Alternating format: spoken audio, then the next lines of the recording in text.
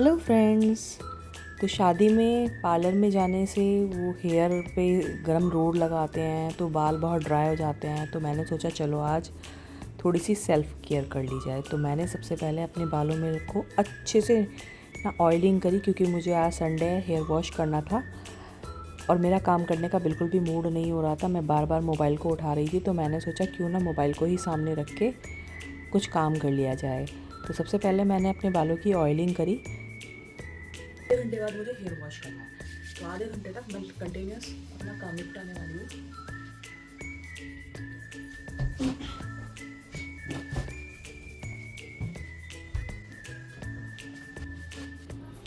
Drawing room में अगर cover डालो तो मुसीबत और ना डालो तो मुसीबत।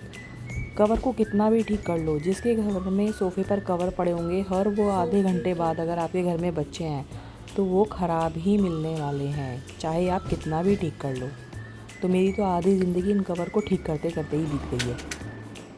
हम हाउसवाइफ के पास अनगिनत काम होते हैं जिनकी कहीं काउंटिंग ही नहीं होती है, जो कि दिन में एक बार नहीं 1000 बार करते हैं हम।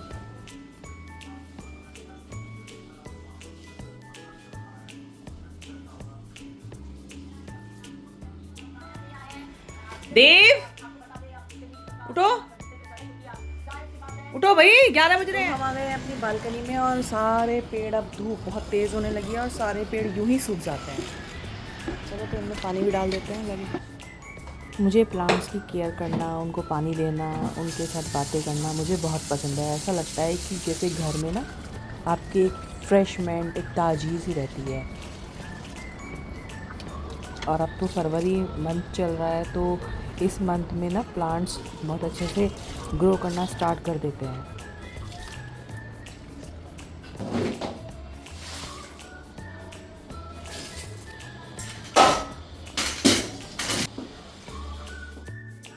अब आती है बारी नित्या के कमरे की। भाई साहब उसके एग्ज़ाम चल रहे हैं तो बिल्कुल उसको टाइम नहीं मिलता है। तो चलो इतने वो एग्ज़ाम देकर आती है, हमें उसके रूम की सफाई कर देते हैं। लेकिन मीनवाइल मुझे कुछ खाने को भी बनाना है। तो पहले मैं हेयर वॉश के बाद ना कभी भी तौलिए से बालों को रगड़ना नहीं चाहिए। पहले हम बालों को अच्छे से रगड़ देते थे, उससे ना बाल डैमेज हो जाते हैं। हमेशा टॉवल से बालों को दबा दबा के पूछ। आज मेड आई नहीं है तो अभी मंदिर में सफाई कर लेते हैं पहले। मैं ना पहले पूजा बिना सर पे चुन्नी रखे कर देती थी, तो मेरी मेड ने मुझसे कहा कि दीदी आप सर पे बिना चुन्नी रखे पूजा क्यों करती हो। तो इसलिए मेरे को उसकी बात याद आ गई, तो मैंने सबसे पहले सर पे चुन्नी ली, उसके बाद मैंने अपनी पूजा स्टार्ट कर दी।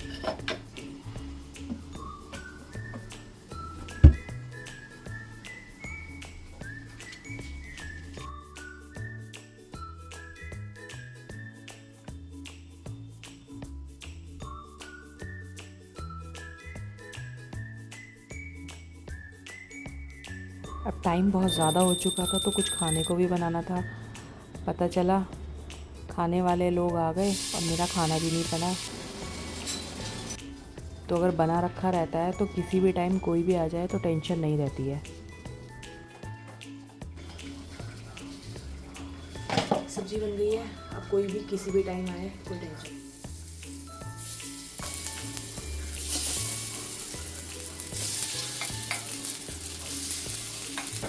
देव को अपनी बहुत पसंद है तो मैं उसके लिए बना रही हूँ।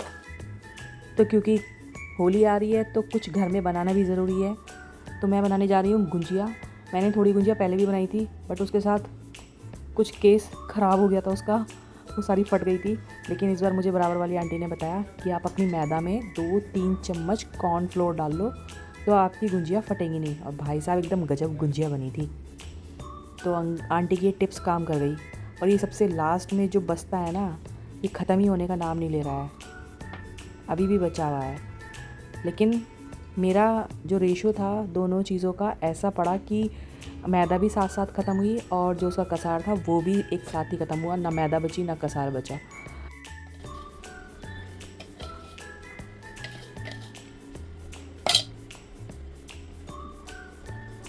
अभी भी ये बच गया, अब मैं कुछ नहीं कर सकती हूँ।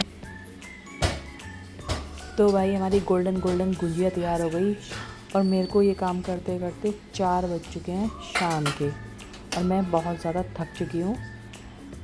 तो अब मैं थोड़ी देर रेस्ट करने जाऊंगी। आप सभी को मेरी तरफ से हैप्पी होली। बाय बाय, मिलते हैं नेक्स्ट ब्लॉग में।